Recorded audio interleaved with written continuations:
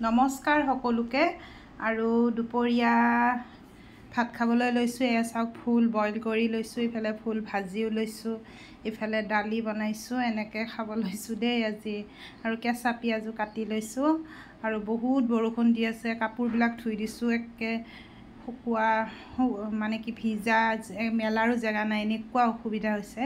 তাৰপিছত গোটেই কাম বন কৰি আহি পেলাই তাৰপিছত আকৌ ৰান্ধিলোঁ।